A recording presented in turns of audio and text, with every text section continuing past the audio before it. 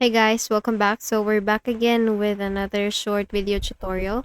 And in this video, we will be learning how we can fix the privacy error in our Google Chrome browser, or the your connection is not private error in our Windows 10 or Windows 11 devices. And so for that, we will begin first with clearing the browsing data in our Google Chrome.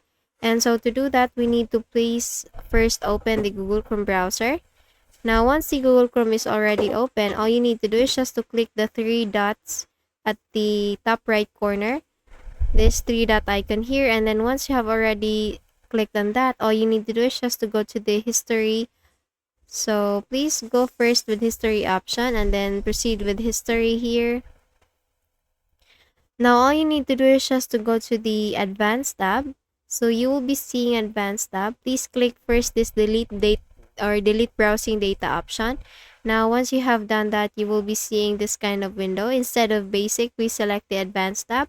And here, you can now choose for the time range. You can have all time or last hour, last 24 hours, 7 days, and 4 weeks. So I'll be clicking on the all time option. So once you have already done the time range, you will now proceed with the check all boxes. So here you can select for the browsing history, the download history, cookies, and other site data. So all you need to do is just to select for the options here or the items that you want to be deleted from your browser. And once you have already selected for the options, all you need to do is just to click this delete data button here, and everything will be, or everything that you have selected will be deleted. After doing this one, just close this browser.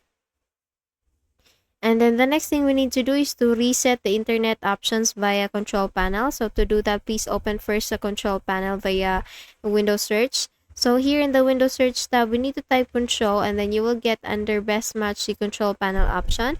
So once you have already opened this control panel option, you need to click on this view by options here to change it to small icons instead of category.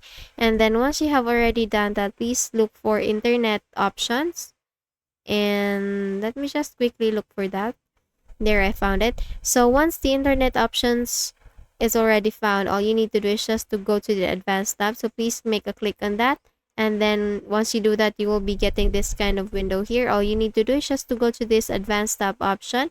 And then the next thing we need to do is to click on this restore advanced settings option, and then click on reset. So if you found some reset button here, please select on that, or please select that. And then once you have done that, check the delete personal settings and confirm.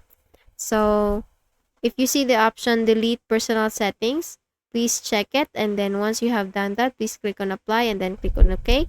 And then just close this window here, and we will proceed with the third step, which is to set the DNS and disable the IPv6. So to do that, please go back to your control panel window. So let me just quickly go back.